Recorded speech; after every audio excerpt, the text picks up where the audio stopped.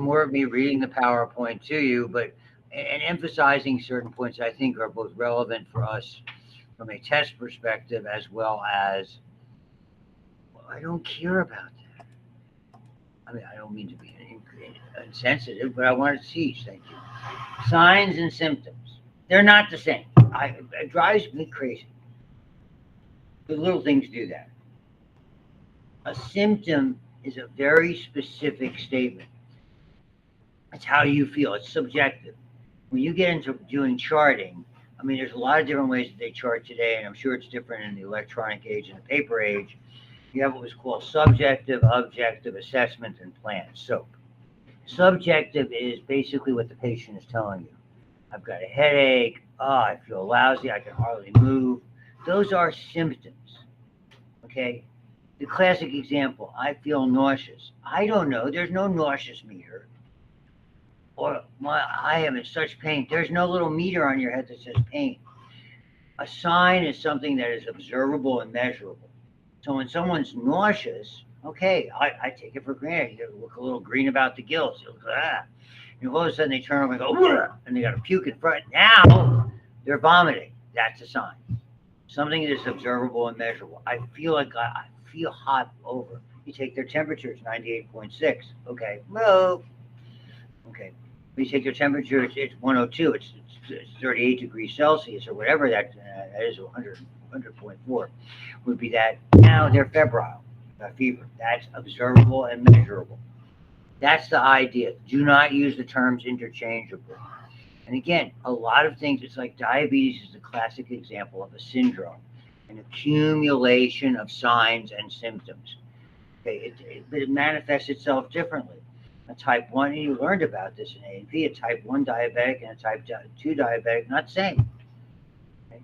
Different ways they present, different things are, one involves insulin, one involves receptors, blah, blah, blah, blah, blah, that type of stuff.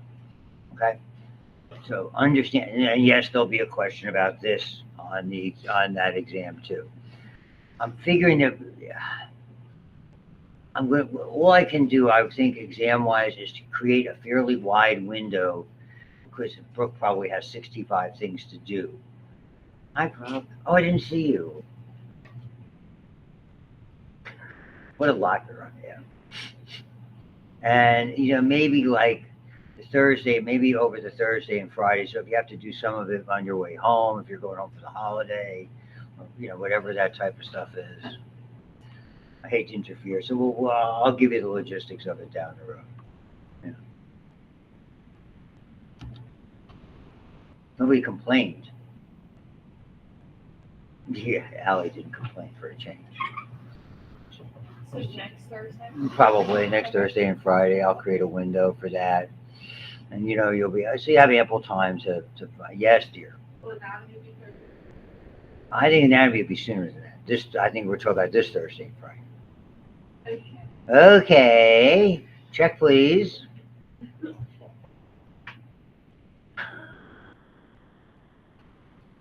She asked. I didn't. We talked about that last time. That was Brooke's fault.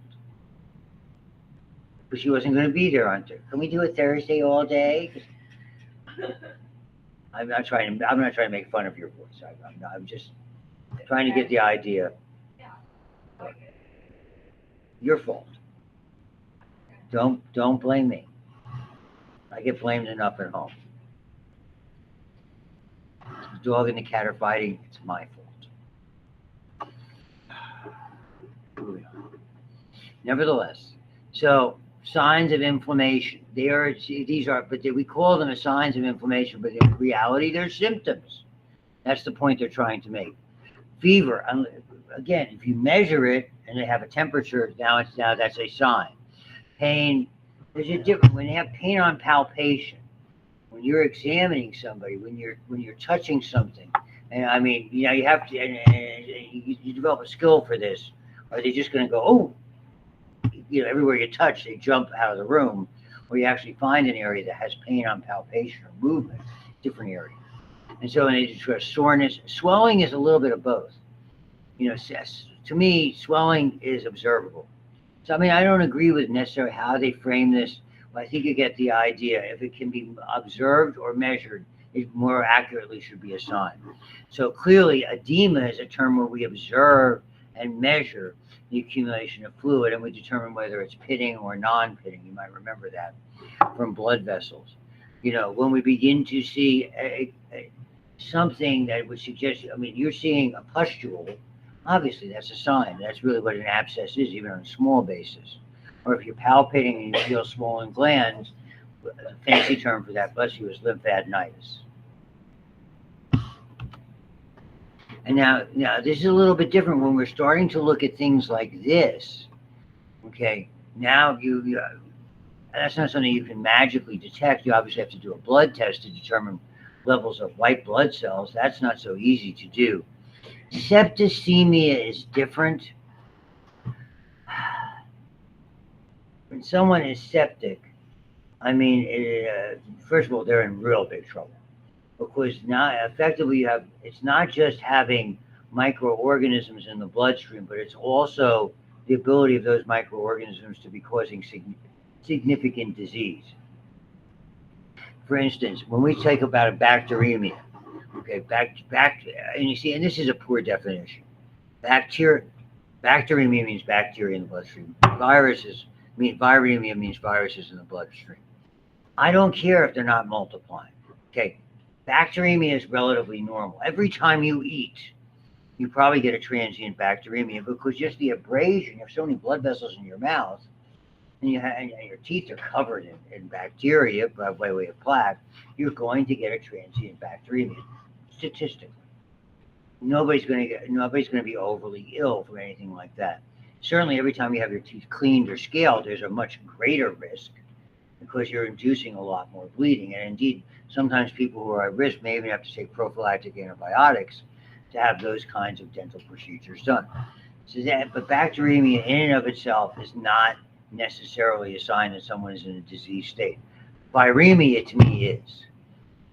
Okay? At the very least, they may not be septic, but if someone has, and that's the way we check to see if they have active hepatitis, B or C. We do a PCR, we do a DNA or an RNA test, measuring in the blood to see if we can see actual tangible evidence, okay, based on genetic information in the bloodstream. If it's in the bloodstream, it means it's a problem.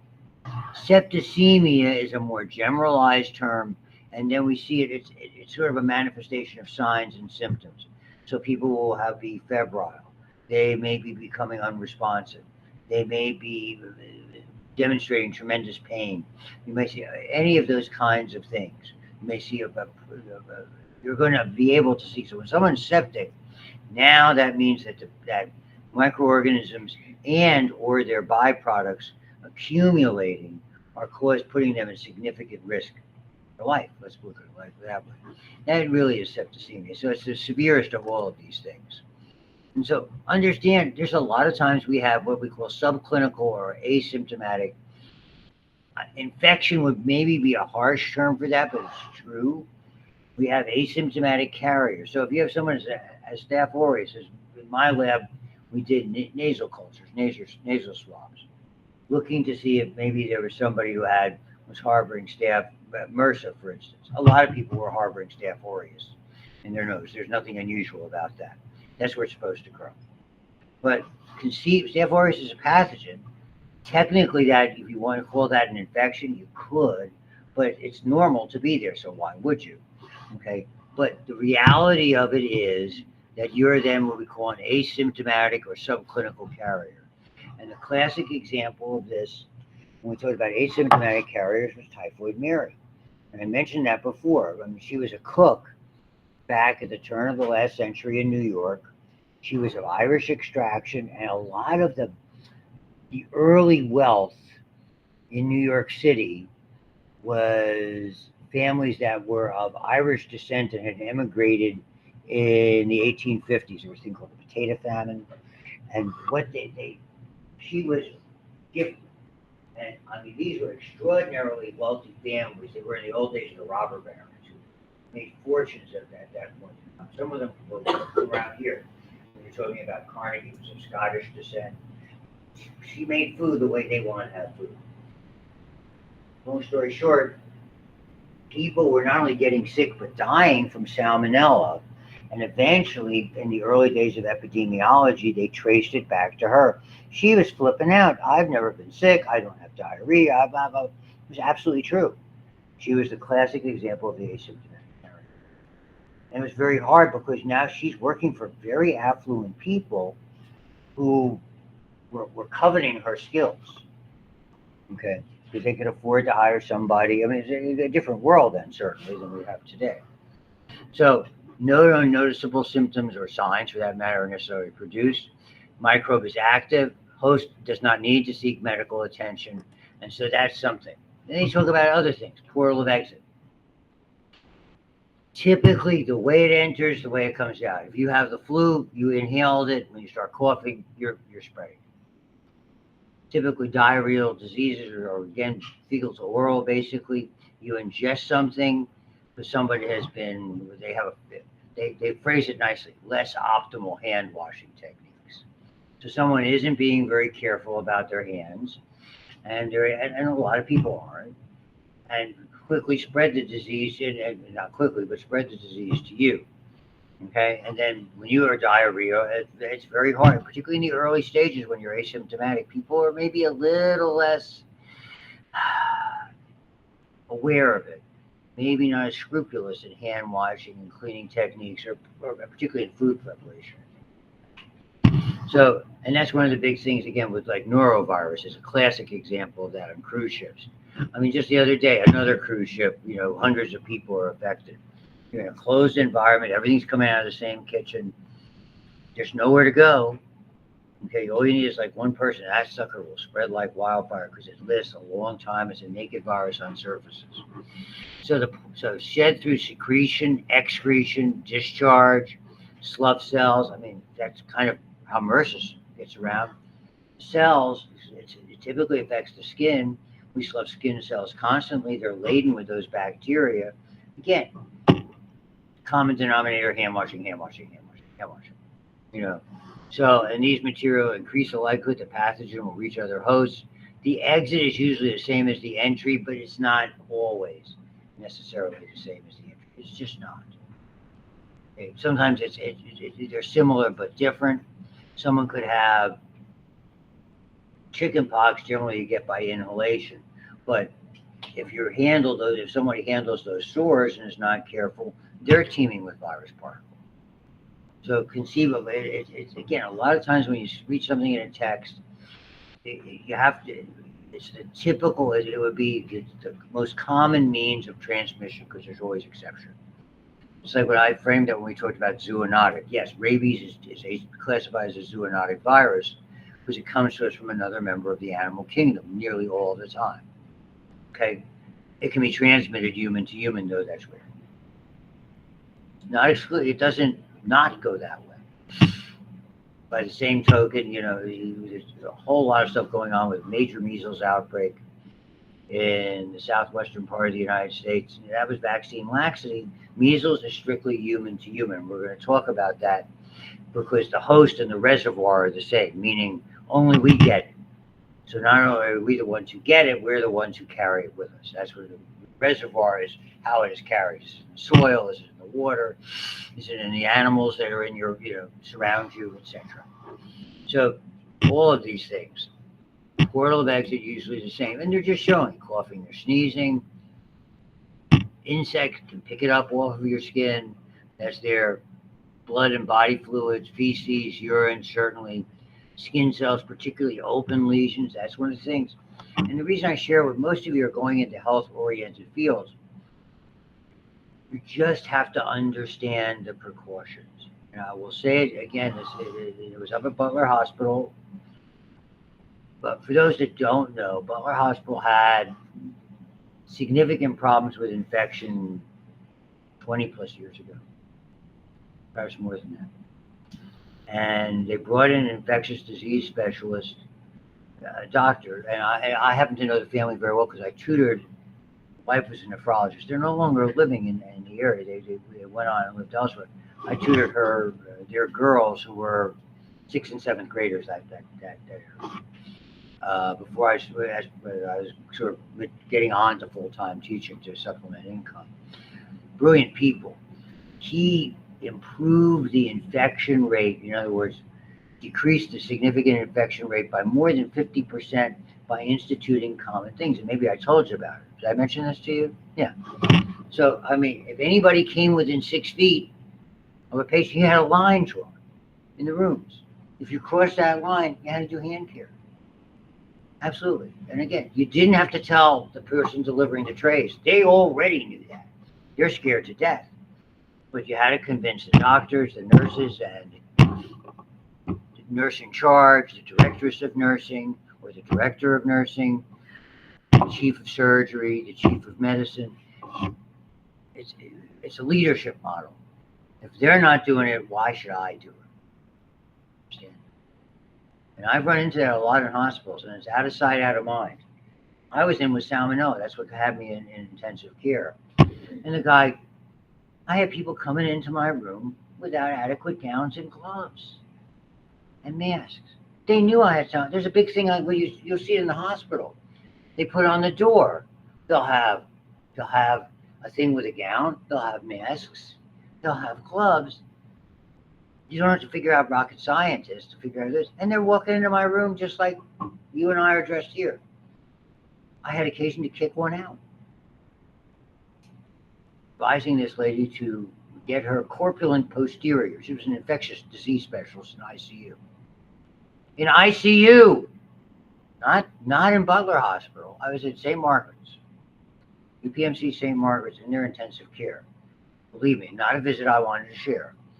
And the lady comes in. It didn't matter if it was a man or a lady. I would have reacted the same way. And she's like, and I'm like, I said, who are you? Well, I'm the what they call themselves. I'm an intensivist. I'm your intensivist. Really? How intense are you? And I didn't want to go that way. I said, and where is your gown and mask? Well, I'm your intensivist. I decide what I'm going to wear. I said, well, let me make the decision easy for you. Get your bag ass. Oh, and don't ever come back. Send me someone who knows what they're doing. You don't want me as a patient because I won't. But it was real. Oh God, the nurses wouldn't come in my room. They ever saw because I wouldn't put up with any of that nonsense. Well, we kind of know what we're supposed to do. No, you don't. You're playing fast and loose with the rules. And worse, they wanted to blame the doctors. The first thing I had the nursing administration come into me and go, when your doctor came in, did they have this? That was the first question. I looked and said, we're not talking about that. One, my doctor did come in appropriately, gowned and attired. Number two, I'm talking about your nursing staff, period. So don't come in and ask me about something else. Don't redirect. I played that game. I go up against lawyers. I'm sorry to rant at you. Don't let yourself be put in that position because there's an old saying about what falls downhill. Okay? They're going to look for somebody to blame, and the lower you are in the totem pole, totem pole is coming your way. Don't give them a chance to go after you. Don't. Ever.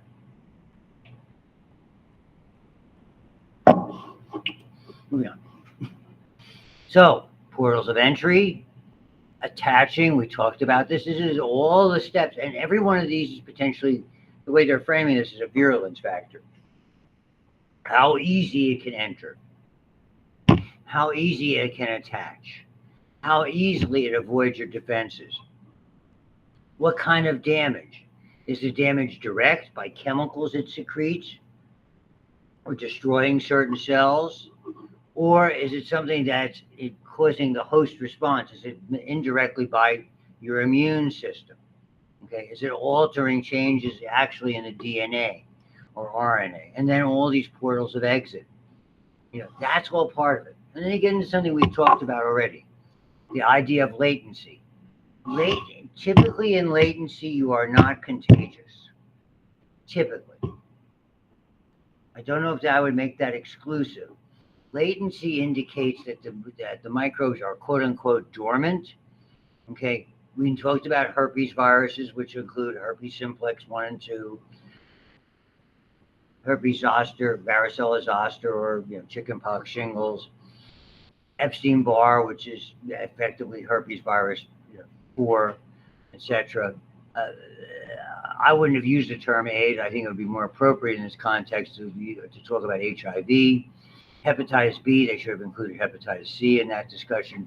All of those go through a period of time, typically, where they are latent, and only under certain circumstances will they come out. What are those circumstances? When the host's immune system is altered, when something else has happened. Is there another infection? Is there an alteration in their health status? Are there other factors that are involved? And so those are viruses from bacteria, protozoan latency. We'll talk about syphilis as a bacteria. It goes through a very well-known latency period.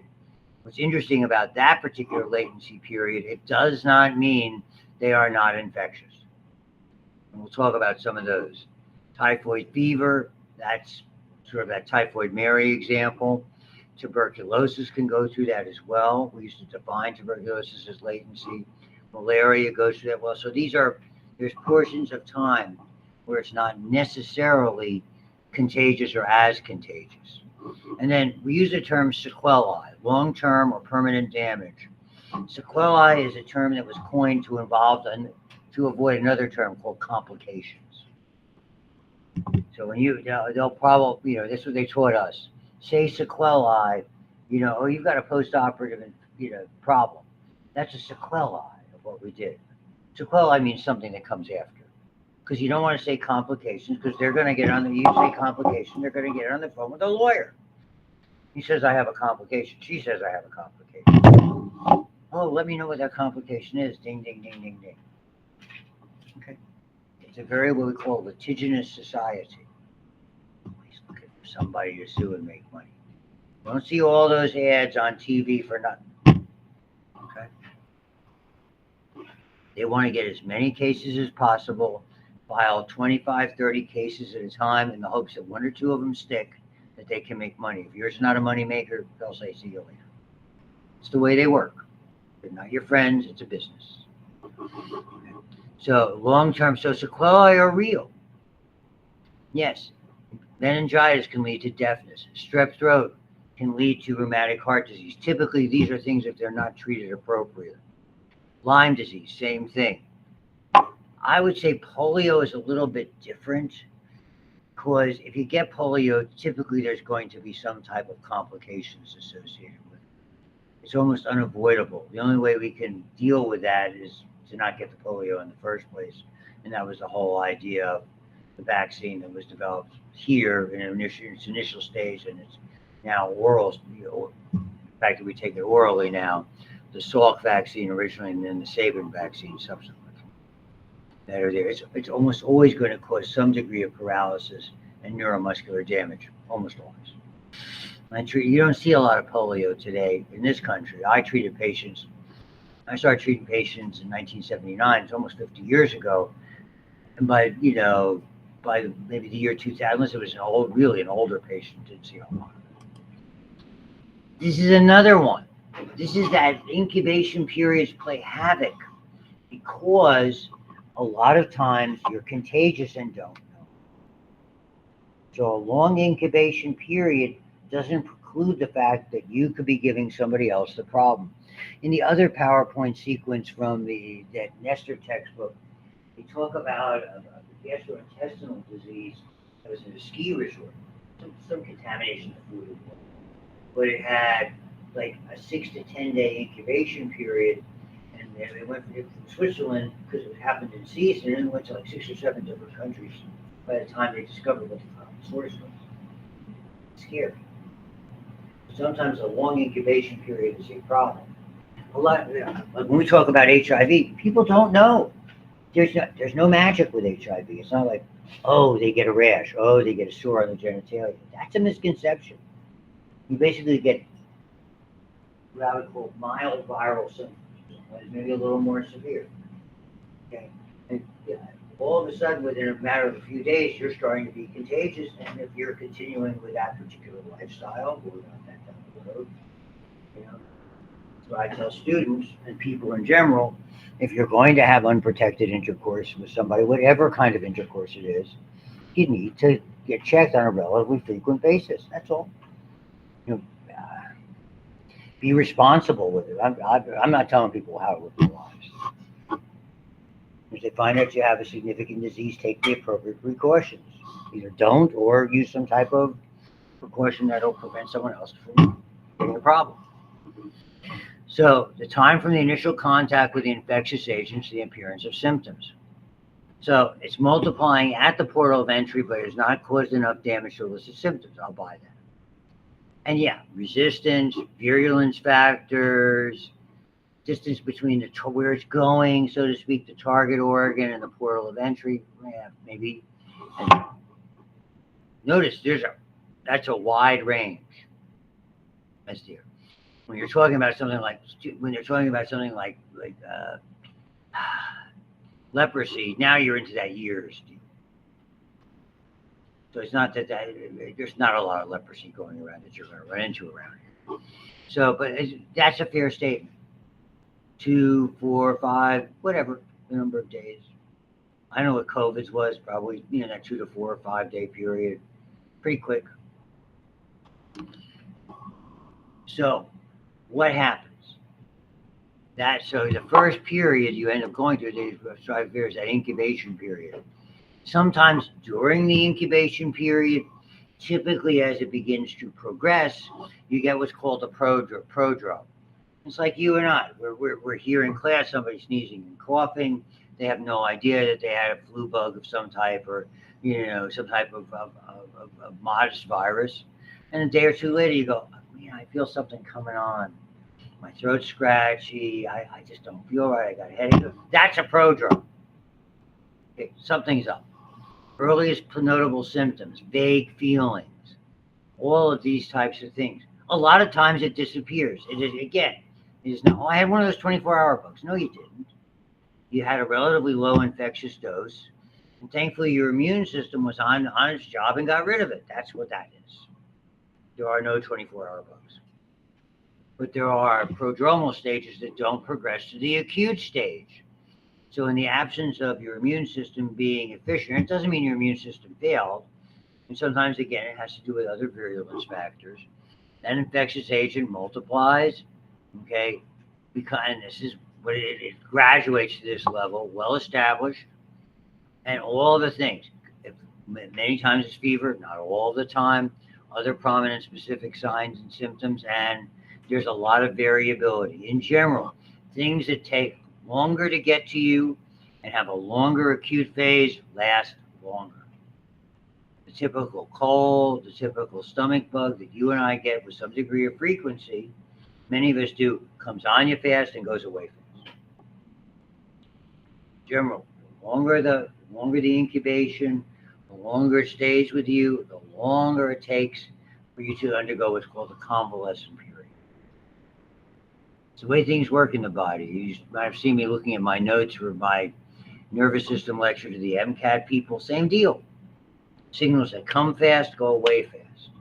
It's a hard and steady rule we see in the human body that are there. And here, I'm starting to feel better. I get better? Nah, not 100%. I got to run to the bathroom. You're in the middle between sneezing and coughing.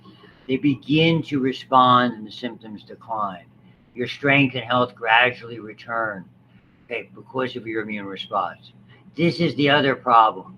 If they had to go on antibiotics, I'm feeling better. I'll just say I don't need them anymore. Okay? The antibiotics are going to make my stomach kind of touchy. I'm gonna pass on that. No good. No bueno. That's how you foster resistance. We talked about this endlessly in the antibiotic. Be aware of it. And from your perspective, many of you, that's when you educate patients. If you're really having a big problem, call us. Let us know, and we'll figure out. We'll get an idea from the doctor. Maybe you're the nurse practitioner prescribing it, where you can say, okay, tell me what's going on. All right. Maybe it's time to get off of them. There's always pros and cons to a lot of decisions. And then some infections have this phase, it lingers for long periods of time. Okay, the organism is gone, maybe symptoms continue. There's so many variables that are involved. So is that incubation theoretically should be asymptomatic, prodrome mildly so, acute phase peaks, convalescent declines. In general, when you are infectious, depending on, it's typically around this time, when as that prodrome stage is starting, as that starts to get worse, and even into the convalescent phase. It doesn't mean you're all better and can't hurt anybody else. So it depends. If you think about a cold, probably in this range, halfway on the way to the height of the infection, halfway down to convalescent, you still probably can pass it. It's hard because there's so many different viruses that are there. And so that's just some of the things. There's a whole lot of these. In latency, I'll just go backwards real quick. In latency, effectively, this will go down as though it was still in the incubation period and you're not contagious, and something, whatever that is, immunological relapse, some type of trauma occurs. Your immune system's finicky. Somebody dies, there's a life event. Yes, Alan. Pardon me, what are the stage? Is there, like, what stage is it? Certainly at the height of the infection. And then, like I said, a little bit on either side of this kind of, flat top pyramid. What I would call trapezoid, the geometry things. Parallelogram. It's just trying to be plain. That's a geometry pun.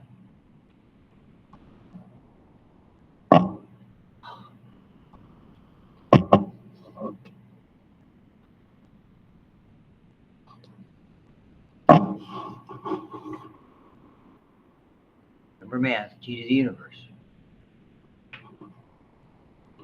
That's a great line in a very offbeat movie. Christopher Walken, if you haven't seen it, it's called The Prophecy. Not ringing a bell. Weird movie. Very weird movie. He does weird very well. Weird very well. It was written by the theory came from a guy from UCLA Film School, who, when he was an undergrad, came up with the idea for the Highlander series back in the early 80s, which was a very successful movie and TV series that ran.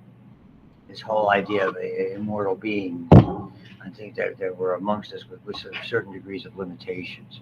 And he came up with this idea of the prophecy subsequently. One of those very interesting, strange minds. And in general, I like anything with Christopher Walken. He's a little sugar. So, reservoir, where primary habitat. I mean, it doesn't mean only, primary. And so, typically things that affect us, we could have from other people or from animals. The ones that give us the most trouble controlling are not them. The ones that bother us are soil, water, and plants.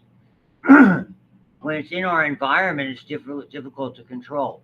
Human to human spread, I mean, that's what quarantines were all about. Okay? Animal control, mosquito control. Those are things at least you have a chance of dealing with. If you know what the carrier is and it's a controllable one, you have an advantage. If you do not, you have a problem. So when it's what are you going to do? What we worry about when we talk about bioterrorism, putting something in the water, having something released in the air, big trouble. So you understand, I mean, that's where the bad people look at these things that I'm telling you about, as well as good people look at how to exploit them. There are very smart people. I mean, some of the most brilliant minds, unfortunately, were criminal minds. Transmitter, individual or object. So now we get into things that can be, and this is when we start talking about, again, like those fomites. That's an important word.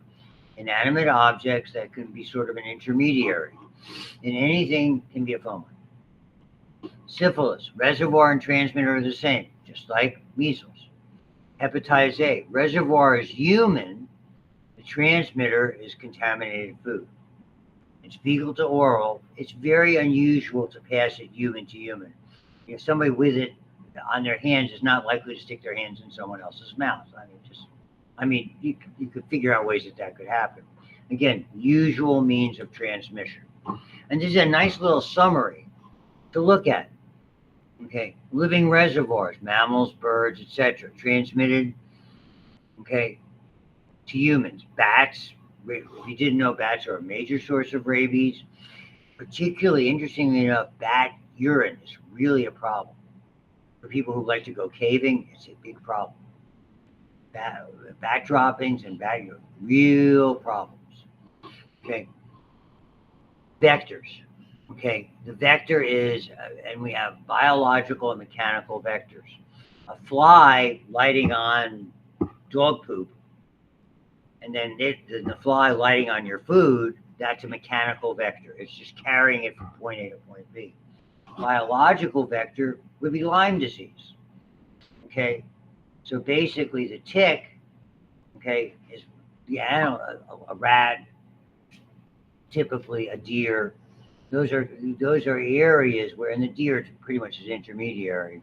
It lights on an animal that's infected.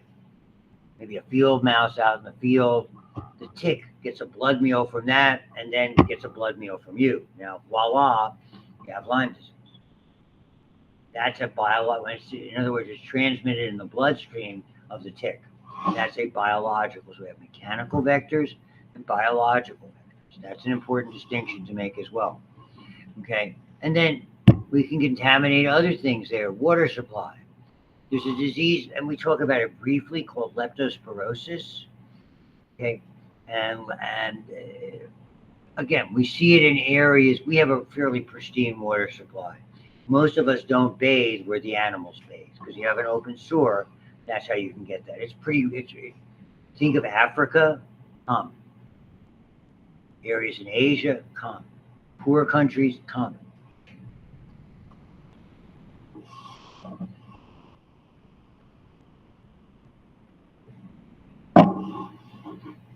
Again, recovery from hepatitis, this is a human carrier.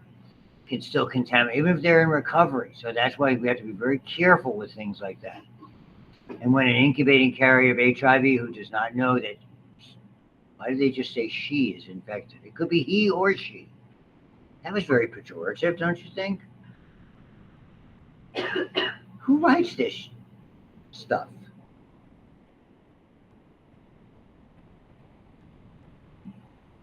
I mean, we could be politically correct, put he, she, or they, or it. Don't start me. Don't be one of those people who put your pronouns at the end. I put Lou. I'm like that. Stranger in a strange land. Who does not? Okay. And again, it's not just HIV, it's any disease. There's a certain degree of responsibility. We do genitourinary diseases. Yes, I get a little bit preachy. It's all about being careful. It's a great argument for monogamy. Okay. Okay. And now arthropods, okay. Again, that's just the difference between biological and mechanical vectors. And said, this is another problem in the air. TB floating around in the air all the time. I told you about that. And then anything is contaminated soil or water. So there's real issues associated with that. So thankfully, most of them are in other humans. And so a lot of times we have a certain amount of advantage with these two. Again, persons or animals, they're obvious sources, and we can deal with that. Now, sometimes you get someone who's inconspicuously or doesn't know about it, that becomes that asymptomatic carrier. So they call that. And are there things like that? Yes. You don't have to see gonorrhea. You don't have to have drainage from the genitalia to pass gonorrhea. You don't have to have an active cold sore or for that matter, an active genital sore to pass herpes. Either one can be just starting or one could have just gone away. And the same is true, everybody here, for HPV. Be so careful. It's, I, again,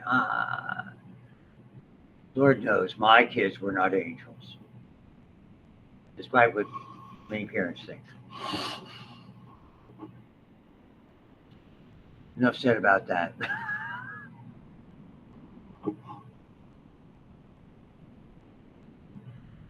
Spreading while it's incubating, that's mono. Convalescent carriers, you talk about hepatitis A, that's another one of those big problems.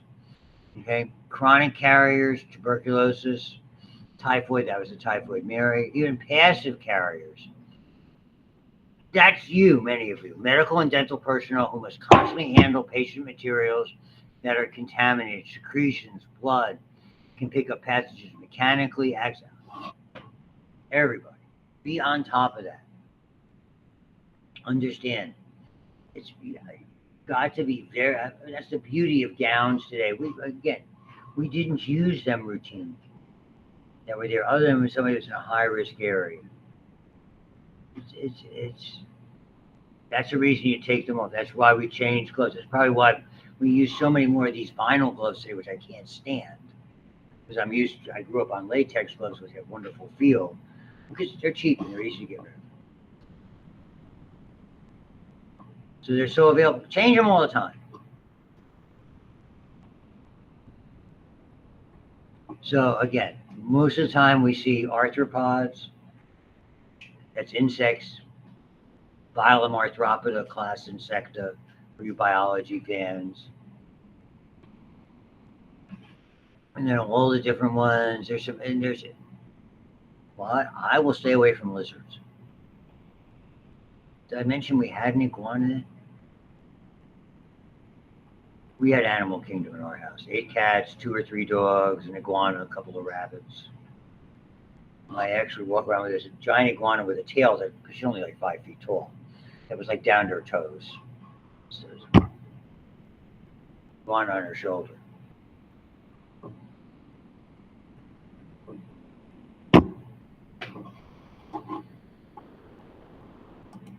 It was Animal Kingdom. So, I mean, this is interesting.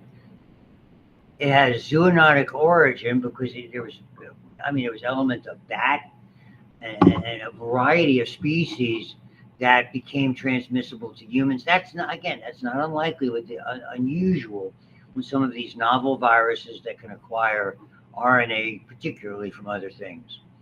Okay. So zoonosis, infection indigenous to animals but naturally transmissible. The classic rabies would be a classic. So, and again, the range or the multi-host involvement is something that's part of it. And sometimes the life cycles are very complex. Okay, and that's an interesting statement. So 70% of all new and emergent diseases, this is what we're seeing today, and COVID would be an example. Influenza is an example. And those are the two that we know most obviously. We have multiple hosts, and particularly in a farm type of environment or an environment where they're living in relatively close quarters. I don't know about most people sitting in this room, that's not the situation. Maybe you live on a farm. You have a lot of area. Maybe you have chickens. Maybe you have, you have horses. Then there's a certain extra degree of exposure. But you can take a look at where they are. Rabies, basically all mammals. You get yellow fever, can go through a lot, transmitted by mosquitoes. Viral fevers, okay, and really we'll get into those. Hantavirus, that's the rodent dropping things. Influenza, a lot of different players in influenza, a lot of different players in West Nile. Again, dogs and ticks here. Down the road, when they didn't even put in Lyme disease, it would be in the same area. Here's lepto, anthrax, it could be from domesticated animals, plague, rodents and fleas, salmonella, all sorts of things that are there. Toxo you'll hear a lot about, particularly vis-a-vis cats. I told you with all those cats, my wife trying to get pregnant, guess who changed the cat litter? With 8 cats, that's a heck of a lot of litter. Just before the Amazon days, we were having litter delivery every other day.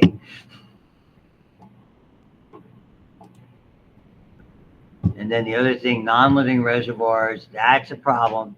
Soil, water, and air, all of these structures, okay? Yes, most of them decomposers, little harm, some opportunities, fewer pathogens. I'll buy all that. The problem is when when something contaminates our water supply, when it's in the air, like persistent tuberculosis, in a limited area or in a hospital, that's when we really have significant problems. We'll stop here with communicable, be contagious, and thanks. See you then.